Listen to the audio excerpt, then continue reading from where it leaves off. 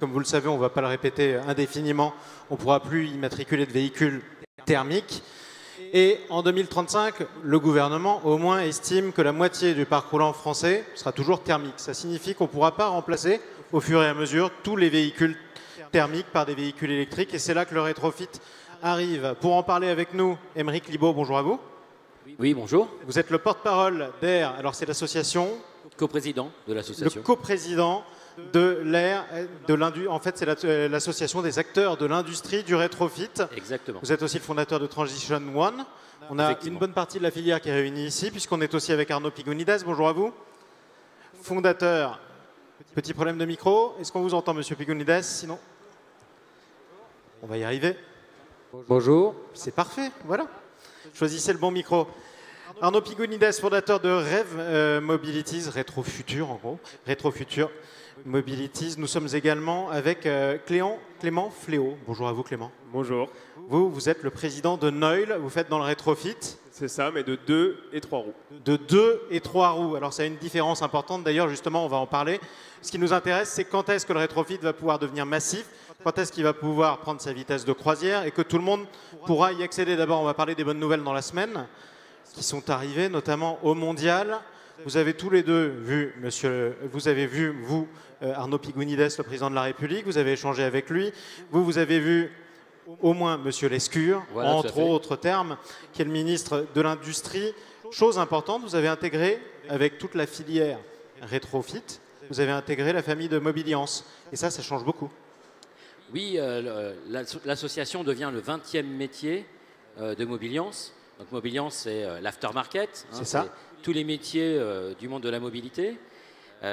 Rentrer dans cet univers, c'est à la fois pour nous avoir de nouvelles relations, de nouveaux moyens.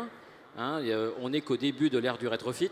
C'est ça. On a encore beaucoup de choses à construire et c'est un effet de levier très important pour y arriver. Alors ce qui est génial d'ailleurs dans le rétrofit, c'est qu'on parle du futur et en même temps du glorieux passé. Parce qu'une partie du rétrofit, c'est aussi les véhicules de légende qu'on transforme pour les rétrofiter. C'est notamment votre spécialité, monsieur Pigounides. Décidément. Chacun son tour. Ah c'est bon, vous m'entendez. Tout à fait, en fait, le rétrofit dans beaucoup de pays, que ce soit en Angleterre, aux États-Unis ou même en Allemagne et en Italie, s'est lancé avec la voiture ancienne. En fait, c'était le meilleur moyen d'avoir des véhicules iconiques qui permettent d'avoir des choses belles à voir dans les villes, mais aussi en électrique et avec des tarifs qui sont abordables. C'est ça. Et ce rétrofit qui a commencé avec les voitures anciennes, en France aussi, et en fait, s'est développé énormément, notamment sur le poids lourd, le bus qui a le vent en poupe, et les utilitaires, ce qui est le marché le plus gros actuellement, mais aussi sur les 2 et 3 roues qui sont aussi un côté rétro, mais qui embrassent avec des scooters assez modernes, donc électrifiés, mais qui embrassent aussi le futur. C'est ça, c'est une grande famille. En tout cas, on salue celui qui vient de nous rejoindre, Sébastien Lerendu. Bonjour à vous. Bonjour, je suis vraiment désolé. Directeur général de Faral Automotive. On va parler notamment du rétrofit, mais alors non pas à l'électrique pour le coup.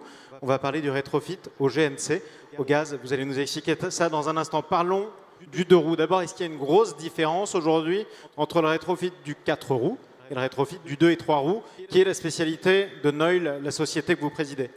Bon, en termes de différence, il y en a extrêmement peu, si c'est le nombre de roues entre les véhicules.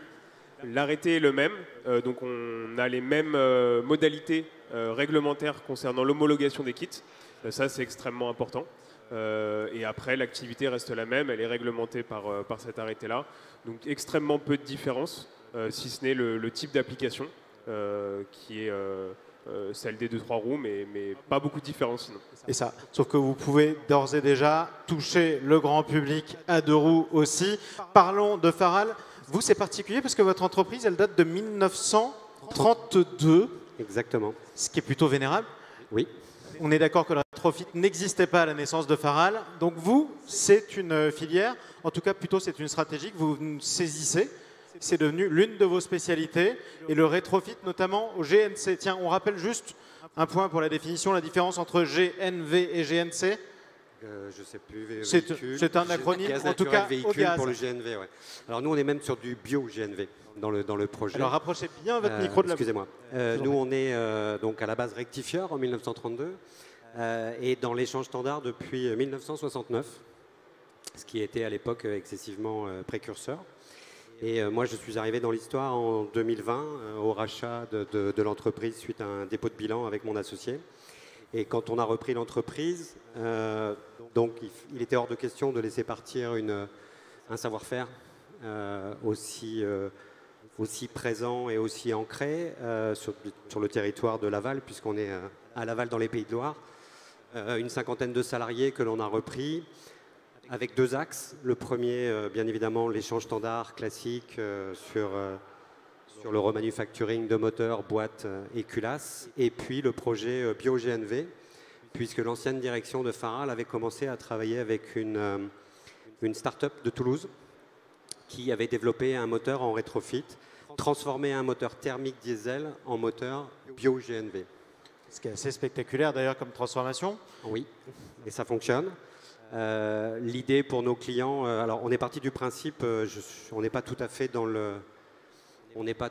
l'ambiance présente, c'est-à-dire que nous on part du principe que l'électrique n'est absolument pas la solution, mais que l'électrique fait partie de la solution, mais qu'il y a d'autres modes qu'il va falloir trouver pour tout un tas de raisons. Et donc pour nos clients qui sont majoritairement des utilitaires, des artisans, on aura toujours besoin d'électriciens, de livreurs dans les centres-villes, bien évidemment. Et l'idée était de comment leur amener la possibilité d'intégrer les centres-villes dans le cadre des ZFE, tout en ayant un coût le plus réduit possible et en continuant à avoir en tête cette idée d'économie circulaire, de travailler sur le non-déchet, etc., etc. C'est vraiment quelque chose qui est transversal chez nous, puisqu'on réutilise 80% de nos pièces sur les moteurs et que voilà, il fallait qu'on trouve une solution. Ce qui est un assez bon score. Arnaud Pigounides, concrètement, si je viens avec une voiture de collection que je peux rétrofiter, que vous pouvez rétrofiter, ça demande combien de temps? Alors le temps d'installation des systèmes rétrofit qu'on met dans les véhicules, c'est à peu près 3 jours. 2 compagnons, un pont, donc ça demande quand même pas mal de main d'œuvre, puisqu'il y a le démontage, il y a le montage et surtout il y a la vérification et les tests. Et à la fin, on rend un véhicule qui a un critère 0 et qui a une nouvelle carte grise et qui roule sans émission et sans restriction. Ça, alors pour un bus, ça peut être bien plus, c'est 600 heures de travail, il faut à peu près 1 mois. Donc c'est une opération qui est assez simple. Mais ce qui est très complexe derrière le rétrofit, c'est premièrement, nous sommes des fabricants de véhicules neufs. Que ce soit pour les scooters de Noil, que pour les véhicules particuliers ou pour les utilitaires ou les anciennes, en fait, on met un demi-véhicule neuf dans un véhicule ancien, quel qu'il soit. Alors, quand on dit véhicule ancien, la réglementation, c'est 5 ans.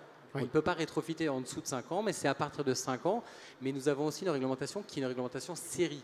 C'est-à-dire qu'en fait, on répond aux besoins des gens et surtout aux besoins de la masse. Et donc, on fait les véhicules qui sont les plus demandés. Souvent, c'est aussi les véhicules qui ont été le plus produits et qu'on trouve le plus dans le parc automobile.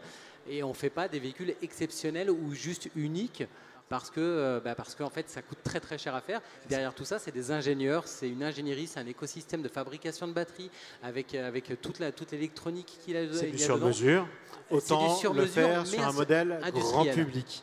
Exactement. Et c'est le seul moyen de faire baisser les coûts aussi. Parce qu'à la fin, c'est le client qui décide. Et on parle d'un meilleur mix énergétique, mais aussi il faut un meilleur mix de propositions, de coûts. Et donc, il faut que l'artisan, il faut que n'importe qui ait le choix dans des solutions économiques et écologiques. Alors, nous, ici, on est au salon Équipe Auto, ce n'est pas un scoop. La grande famille de tous les métiers de l'automobile et de la mobilité. Quel est l'ensemble des spécialités de ces métiers qui sont nécessaires à la filière rétrofit? C'est pour moi la question. Oui, c'est pour vous. Les métiers, en fait, évidemment, il y a des nouveaux métiers qui vont arriver, mais qui s'appuient sur des connaissances déjà existantes pour ceux qui sont sur le véhicule électrique. Oui. Donc, oui, il y a une partie mécanique, on ne passe pas au travers. Il y a une partie mécatronique, il y a une partie électrique de puissance. Voilà, mais au contraire, quelque part au-delà de ça, il n'y a pas beaucoup d'autres compétences qui sont nécessaires. Je parle bien sur de la batterie, évidemment qu'on va avoir des systèmes, parce que la réglementation couvre des solutions qui sont aussi avec une pile à hydrogène, pile à combustible. Et donc là, il faut aussi maîtriser un peu cette technologie-là.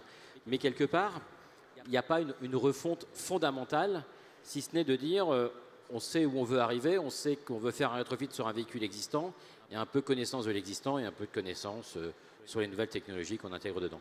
Et vous recruterez d'ailleurs Arnaud Pigonides. J'ajouterais même pour tous les gens qui travaillent dans le rétrofit, que ce soit les garagistes partenaires ou les gens qui s'y intéressent, en fait, on rétrofit aussi leur métier. Parce qu'un mécanicien devient électromécanicien et se retrouve à travailler avec un outil du futur et pas avec quelque chose qui date d'avant. Donc on est là aussi pour upgrader les compétences, pour faire de la formation, et c'est tout l'enjeu aussi de la fusion avec Mobiliance, hein, donc d'adresser tous les métiers de l'automobile qui sont extrêmement variés, et en France on a la chance d'avoir un tissu d'automobile qui est incroyable. Il faut juste maintenant aller vers le futur, aller vers les technologies du futur. Parce qu'il parlait d'hydrogène, et vous imaginez que notre réglementation nous autorise à faire du rétrofit hydrogène. On est la seule au monde. Et c'est-à-dire que ça va bien plus loin que de changer un moteur. C'est vraiment tout un écosystème d'ingénieurs et de supply chain qu'on est en train de mettre en place. Alors évidemment, dans le respect de certaines normes, et c'est bien normal qu'il y ait des réglementations, et je vais y revenir avec vous deux dans un instant. Parlons quand même de Noil.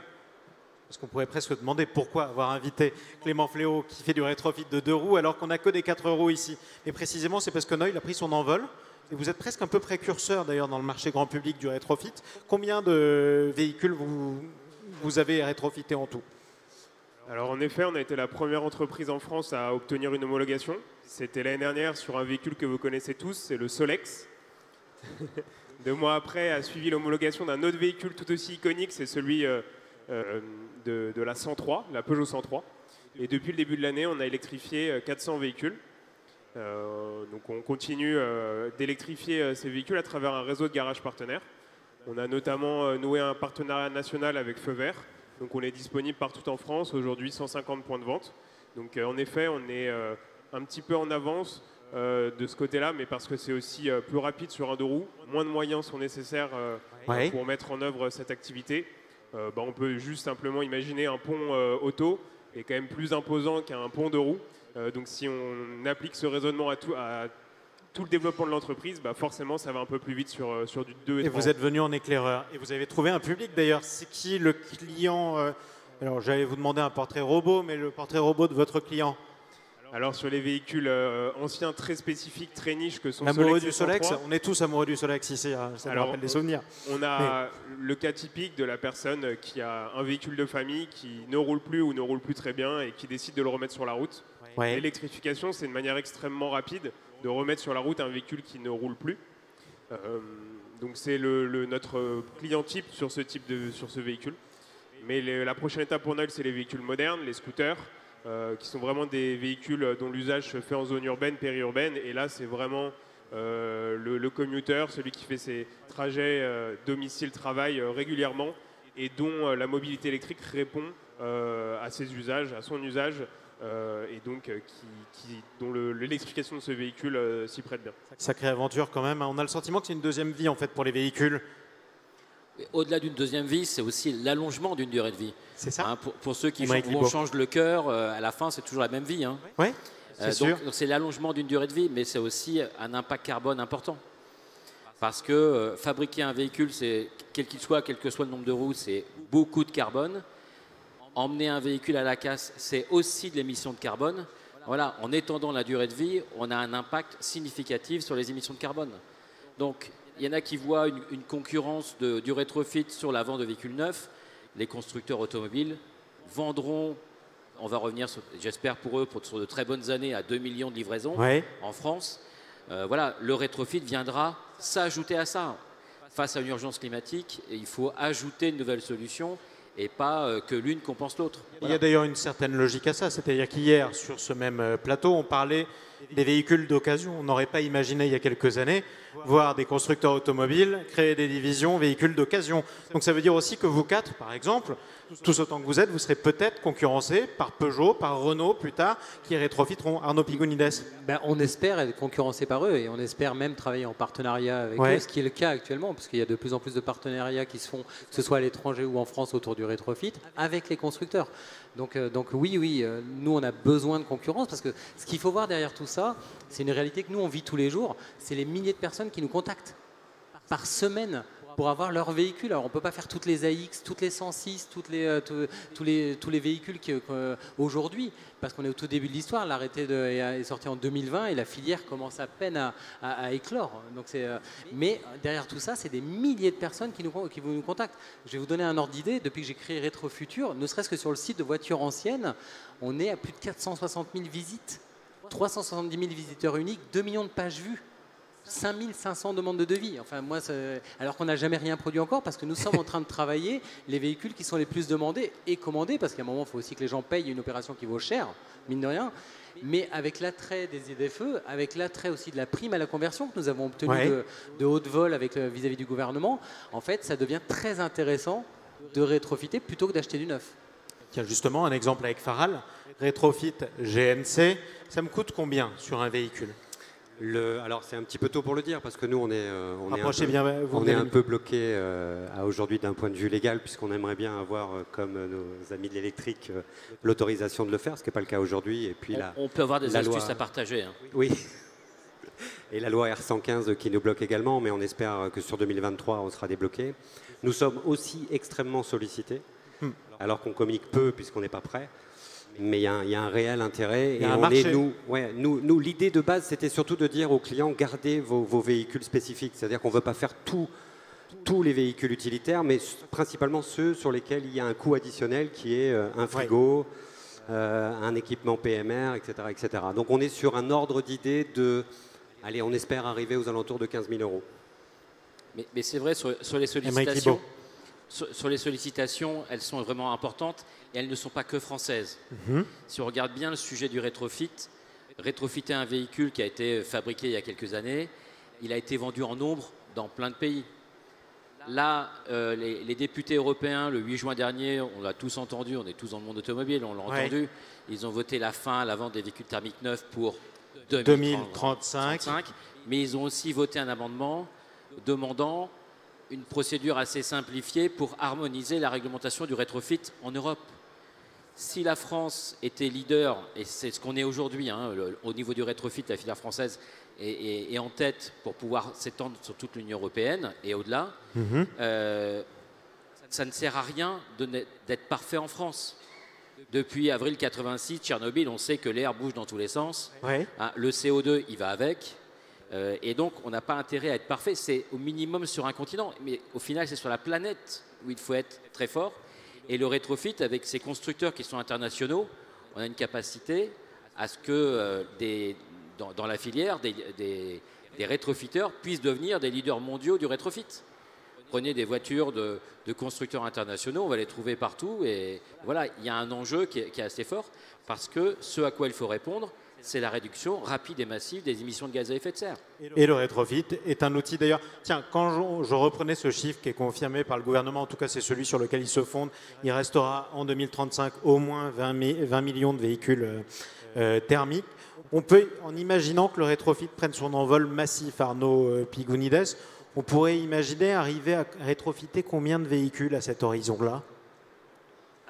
Alors, vous donner des chiffres, ce serait un peu fou. C'est pour ça que je vous le demande à la louche. Je ne suis pas devin. Tout ce qu'on sait, c'est qu'il y a une lame de fond qui est en train de s'opérer, qui n'est pas que en France, comme disait Émeric. La demande est très forte en Espagne, est très forte en Italie, en Allemagne, dans beaucoup de pays européens. Il faut quand même penser, il y a 333 millions de véhicules en Europe. 98% sont thermiques. Donc j'ose estimer que dans un meilleur mix, quel qu'il soit, le rétrofit pourrait représenter au moins 10% du parc sur 20 ans. C'est-à-dire que c'est 33 millions de véhicules qu'on ferait partout en Europe. Alors ça laisserait quand même 313 millions de neufs. Donc ça laisse un bon marché pour nos constructeurs. Mais tant mieux, on a besoin des constructeurs, on a besoin du neuf. De toute façon, il n'y aura pas de rétrofit s'il n'y a pas assez de bornes de recharge. Il n'y aura pas de rétrofit s'il n'y a pas une électrification qui arrive en même temps par le neuf. Et aussi une comparaison, parce que les gens ont besoin de comparer et de voir que c'est peut-être plus intéressant de rétrofiter ou peut-être plus intéressant d'acheter du neuf et d'avoir un bon choix éclairé et surtout qui leur fait faire des économies. Ou alors plus intéressant de le rétrofiter soit à l'électrique d'un côté, soit au gaz en ce qui concerne ce que vous faites. Le bioéthanol aussi, enfin il y a plein de La solutions. La panoplie est infinie. Parlons maintenant on parle de rétrofit, de cette nouvelle vie ou de l'allongement de la durée de vie du véhicule. Si je reviens sur le 2 roues, question qui vous paraîtra peut-être un peu vulgaire. Combien de fois je peux le rétrofiter? C'est quoi la durée de vie théorique d'un 2 roues rétrofité? En année, combien de temps le véhicule qu'on va vivre sa nouvelle vie? Finalement, autant de temps qu'on l'entretient, comme un véhicule thermique. Alors forcément, la batterie va s'user. Si je donne un exemple, la batterie qu'on met sur un Solex, sa durée de vie avant qu'on doit vraiment la changer, c'est-à-dire avant que la capacité utile descende en dessous de 80%, c'est environ 15 000 km. Donc 15 000 km en Solex, on peut faire quelques balades. 15 000 km en Solex, ça laisse quand même des perspectives, c'est fabuleux. C'est des années, exactement, mais c'est des années heureuses en tout cas, parce que c'est quand même une filière de passionnés. Et ça, c'est important aussi. Arnaud Pigonides Oui, on le voit tout à fait. Le Solex, la 103, c'est un truc de passionné, quoi. C'est notre patrimoine qu'on maintient. Ça n'empêche pas que le patrimoine soit aussi historiquement à essence, mais on apporte quelque chose qui en plus est fait du bien à voir. Parce que quand on va dans les villes, à quoi ressemble un véhicule moderne, enfin, moi je suis pas un gros fan de véhicules modèles, et puis en plus, même avant de faire du rétrofit, j'avais pas de voiture. J'ai été obligé d'avoir une voiture en Californie, et c'est comme ça qu'est né le rétrofit, et que j'ai eu ma première Porsche rétrofitée. J'étais le mec le plus heureux au monde, et tout le monde était heureux de me voir en fait. C'était ça qui était extraordinaire. Et c'est ce qu'on voit, les gens quand ils voient les Solex de Noil, ils surkiffent, quoi. C'est spectaculaire quand même. Bon, maintenant qu'on a parlé de rêve et de passion, parlons aussi de ce qui est toujours un petit peu moins sexy. Les normes, la réglementation, ça joue un rôle fondamental. Ce que vous avez le droit de rétrofiter, les conditions. Quelles sont les différentes conditions auxquelles vous pouvez rétrofiter tel ou tel véhicule? Aymeric Libaud. Alors déjà quelques mots sur une réglementation. L'homologation de série. On est sur une réglementation en France, sur une homologation de série. C'est-à-dire que l'homologation qu'on va obtenir va nous permettre, en respectant la nomenclature et toutes les règles de conversion, va nous permettre d'en convertir autant que l'on veut. Il n'y a pas de phase administrative lourde une fois qu'on a converti un véhicule. Ça, c'est vraiment très important. Et c'est ce qui se prépare aussi au niveau européen.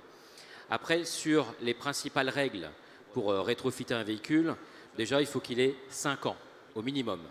Alors la question qu'on me pose souvent, c'est mais pourquoi 5 ans? Éviter les conflits avec la garantie commerciale des constructeurs. Voilà. Est-ce que ça a du sens d'aller rétrofiter une voiture qui a 2 ans? Pour son usager, peut-être, s'il est dans une ZFE où il serait interdit. Ce serait pinaillé. Mais voilà, 5 ans, il y a tellement de voitures au-delà de 5 ans que ce n'est pas une question. Donc on commence à 5 ans. Ensuite. Voilà. Après, intégration mécanique. La voiture doit respecter son comportement, doit continuer avec le même comportement routier. Poids minimum, enfin poids total à vide, avec une marge de manœuvre à plus ou moins 20%. Donc, j'oublie, si jamais j'avais le fantasme de faire pousser ma 2 chevaux à 250 km/h, en rétrofit, c'est pas possible. Alors, ça c'est une autre condition. Pas en France. Faut oublier d'avoir 800 km d'autonomie sur la 2 chevaux. Voilà. Parce qu'il y a aussi l'équilibre des masses. Exactement. Avant, arrière, à plus ou moins 10%. Et il y a, par rapport à la puissance moteur, on n'a pas le droit de dépasser la puissance moteur initiale. Voilà. Sur une puissance mesurée sur 30 minutes. Ça, c'est important. Et on peut descendre en dessous. Avec les moteurs électriques, évidemment, on ne transformera pas une voiture usuelle du quotidien en un bolide. Mais quelque part, ce n'est pas le sens vers lequel ça va. Non. Soyons raisonnables, soyons raisonnés. Et puis en plus, on a des millions et des millions de véhicules à potentiellement rétrofiter. Et enfin, une règle qui est importante et qui nous impacte beaucoup, c'est l'homologation du pack batterie qui doit respecter la règle, enfin la normalisation R100 révision 2. La R100 révision 2, c'est le crash test de la batterie. Elle va subir le feu, l'écrasement, le percement, voilà, en plus des tests électriques qui étaient sur la R100 révision 1. Et donc là, il y a un vrai enjeu, c'est un enjeu de sécurité. C'est bien pour les usagers, on a vu des voitures qui pouvaient brûler. Et donc c'est important d'avoir ces tests-là. Donc des tests pragmatiques sur l'évolution de la voiture, et je n'ai pas parlé des tests suivant la manière dont c'est implémenté, qu'est-ce qu'on enlève dans la voiture et qu'est-ce qu'il faut remesurer. Donc des tests pragmatiques à la fois mécaniques, électroniques et électriques. Je vous propose, comme on va pas tarder à arriver au terme de cette conférence, de vous demander de rêver un petit peu. Tiens, qu'est-ce que vous ne pouvez pas encore rétrofiter, que vous rêveriez de rétrofiter comme véhicule? Arnaud Pigonides?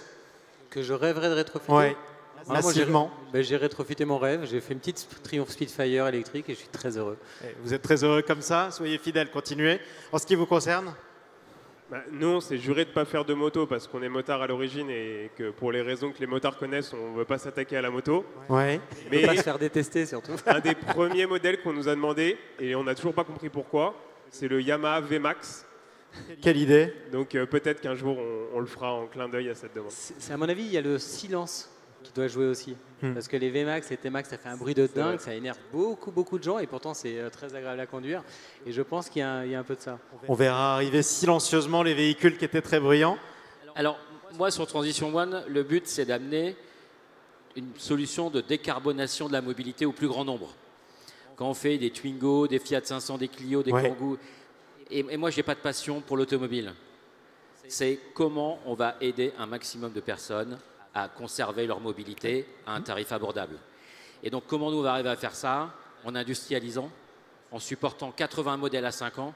Et donc, mon rêve, c'est d'arriver au 80e modèle qu'on va pouvoir supporter dans les 5 années. Et en même temps, sauver la planète et continuer à assurer la liberté d'aller et venir, c'est plutôt un beau rêve, hein, c'est pas mal. Et c'est plus pertinent de sauver l'atmosphère. Oui. Parce que si on sauve la planète et qu'il n'y a plus d'atmosphère, on ne sera plus dessus. Effectivement. Sauvons l'atmosphère, décarbonons notre mobilité. Comment on accélère le rétrofit GNC? Alors moi, je vais être beaucoup plus raisonnable que vous. Je ne suis pas au 80e, moi je rêve de faire le premier. Oui. Je rêve de faire le premier. Parce qu'aujourd'hui, on ne peut pas. Ça sera quoi? Ce sera justement demain. En tout cas, vous pouvez applaudir nos intervenants parce que c'est quand même des pionniers. Donc on leur regardera cette photo peut-être dans quelques années comme une photo en noir et blanc. Merci. Les premiers rétrofiteurs. Merci à tous les quatre d'être intervenus aujourd'hui sur Équipe Auto. Merci à vous, Émeric Libaud. Je rappelle que vous êtes le porte-parole et le coprésident de l'AIR. C'est l'association des acteurs de l'industrie du rétrofit. Vous êtes aussi le fondateur de Transition One. Merci à vous, Arnaud Pingounides, fondateur de Rev Mobilities Rétrofutur. Merci à vous, Clément Fléau, président de Neul. Et merci à vous également, Sébastien Laurent-Du, directeur général de Faral Automotive. Merci.